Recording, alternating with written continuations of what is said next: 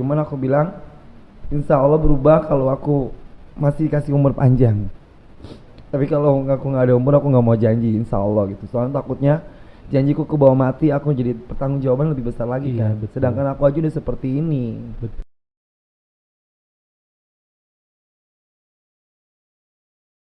Kayak bunglon lah ya, masih berubah-berubah. Iya, masih Belum berubah-berubah. merasa nyaman untuk seperti perempuan belum. Betul. Masih berubah-berubah. Nah, ketika aku umur berapa ya waktu itu? Pokoknya intinya SMP lebih, ya aku udah dandan tapi ngumpet. Dan ngumpet-ngumpetan sama orang tua. Iya, sama keluarga.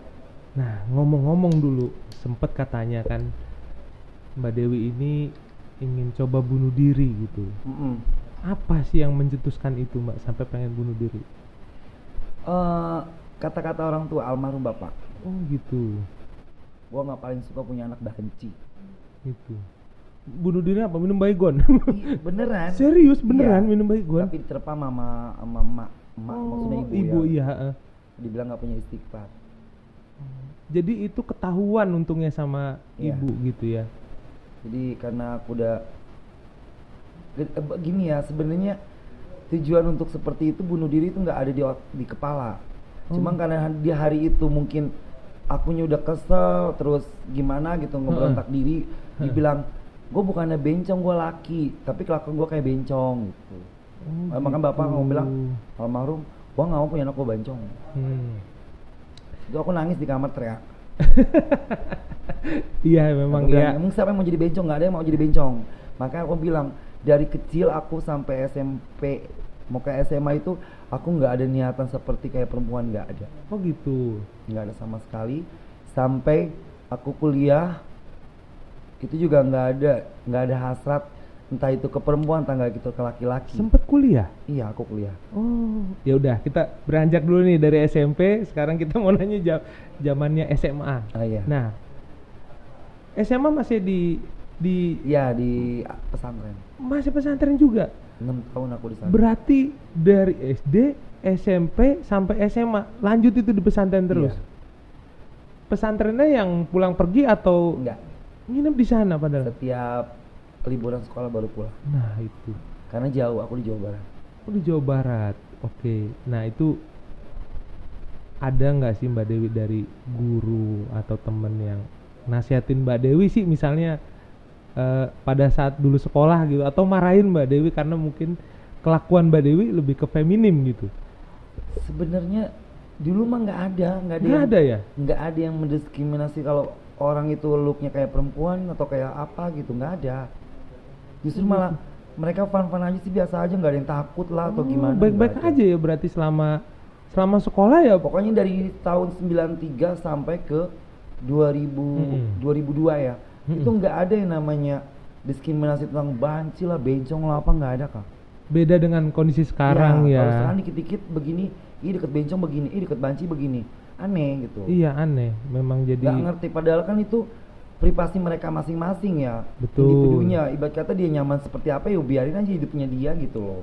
Betul. Mau ngapain kita turut campur? Kalau kita kepo sama mereka, ya berbagilah sama mereka. Dengan berbagi terus kita ngasih kita sharing sama dia bagaimana begini-begini kan lebih enak.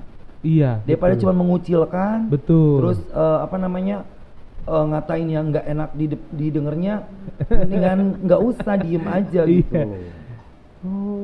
Sebenarnya jadi seorang waria atau kayak perempuan itu nggak mudah, nggak gampang, nggak enak juga lagi.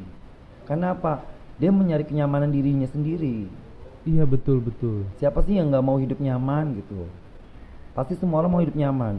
Cuma karena mereka yang bawaannya udah seperti itu ya, itulah dia gitu. Iya. Nah sekarang juga this is my life ya, seperti ini ya udah. Oke gitu. Mbak Dewi luar biasa.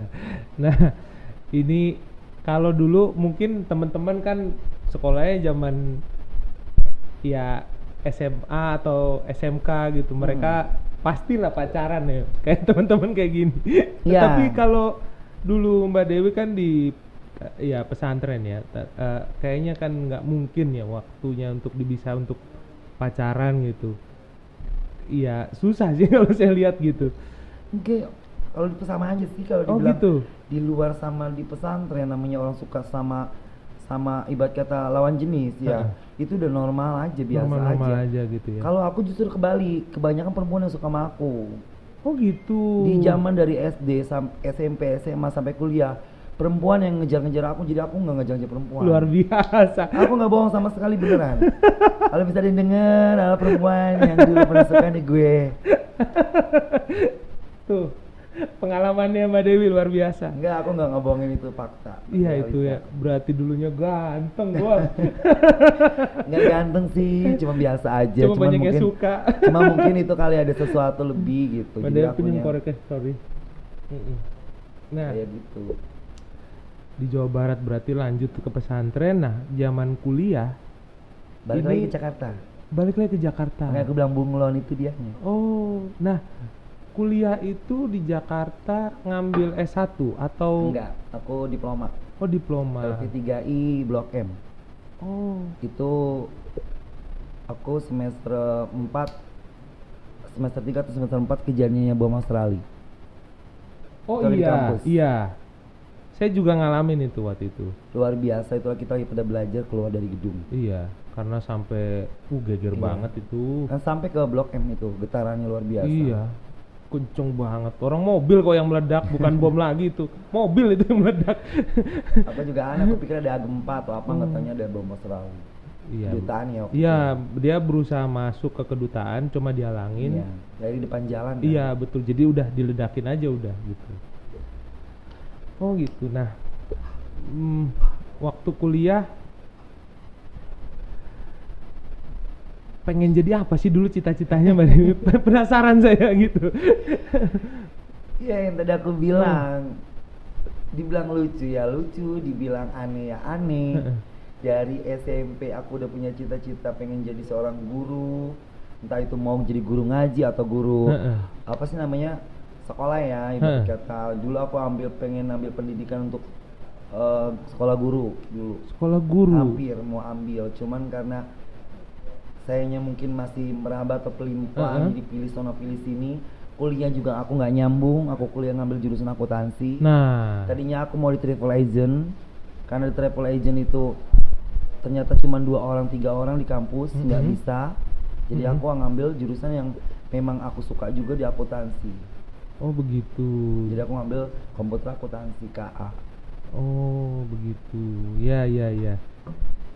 Iya. Ya cita-citanya benernya mah satu aja, yaitu dia tadi niatnya jadi seorang yang bisa dipandang orang. Niatnya, tapi sekarang bukan dipandang lagi, dihina orang. Nggak bercanda. Oh, Nggak ada sih, nggak ada yang mau dihina. Gini betul. Cuma kan nggak ada orang yang tahu di balik kehidupannya Mbak Dewi selama ini. Betul, hanya aku sendiri. Iya. Keluarga aku juga nggak bakal ada tahu kayak apa jiwa saya, dalaman saya kayak apa. Orang boleh ngehina Mbak Dewi, tapi sisi yang kehidupannya Mbak Dewi itu nggak ada orang yang lebih tahu selain Mbak Dewi sendiri. Alhamdulillah. Betul begitu. Nah, ya? Boleh.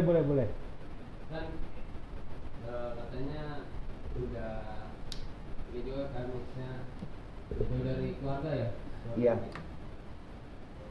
Itu ada nggak sih di dalam perasaan tuh kayak kangen, kayak rindu, kayak apa gua harus balik lagi ya kayak dulu atau gimana sih? Gimana sih? Kalau dibilang balik, di keluargaku aku balik seperti ini.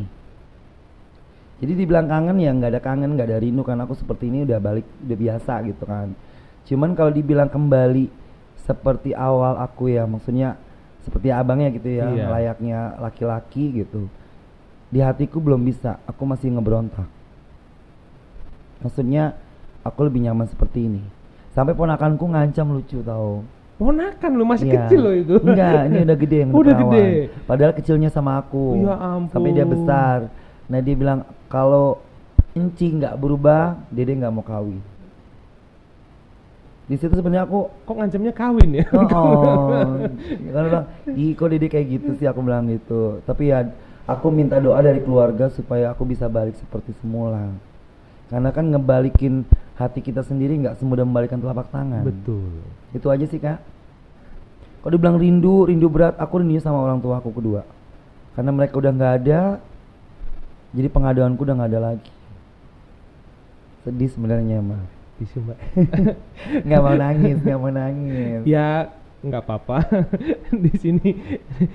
eh Ya sebetulnya perawanannya juga berat juga di keluarga ya, pastilah ya. Betul. Seperti kayak gini sampai. Memang sih awalnya mak ada penolakan, cuman penolakannya nggak besar.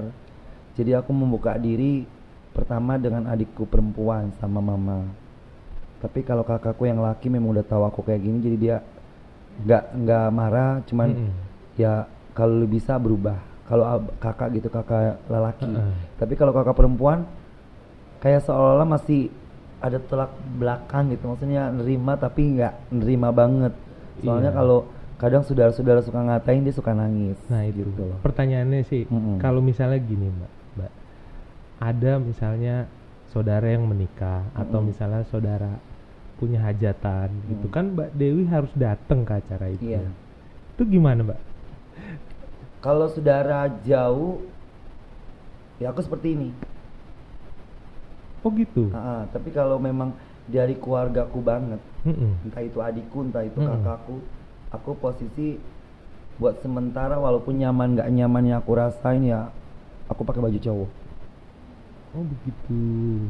Jadi nyaman nggak nyaman untuk sehari itu aja gitu loh, nggak namanya besok seperti itu. Karena jujur dari hati kecil paling dalam aku tuh baju cowok udah nggak bisa pakai, ngerasa Jijik. kayak ada geli atau gimana, nggak ngerti. Sumpah aku nggak main-main, aku nggak bohong, nggak namanya aku cuman lu mah pengen begini, nggak. Tapi yang aku rasain seperti itu, setiap aku mau pakai baju cowok tuh kayak ada yang gimana sih ya, karena sisi kecil hatiku masih ngerasa nyamannya seperti perempuan, bukan laki-laki. Tapi saya minta sama saudara-saudara kalau memang sayang sama gue, doain gue berubah, itu aja. Luar biasa Mbak Dewi ini. Soal almarhum emak, almarhum ibu pernah bilang, itu yang amanat terakhir yang aku inget banget ya, maksudnya. Mm-mm. Tapi aku nggak janji, aku bilang insya Allah sama mama gitu. Kalau aku nggak ada umur, cuman aku bilang insya Allah berubah kalau aku masih kasih umur panjang. Tapi kalau aku nggak ada umur, aku nggak mau janji insya Allah gitu. Soalnya takutnya janjiku ke bawah mati, aku jadi pertanggungjawaban lebih besar lagi Iya, kan. betul. Sedangkan aku aja udah seperti ini. Betul.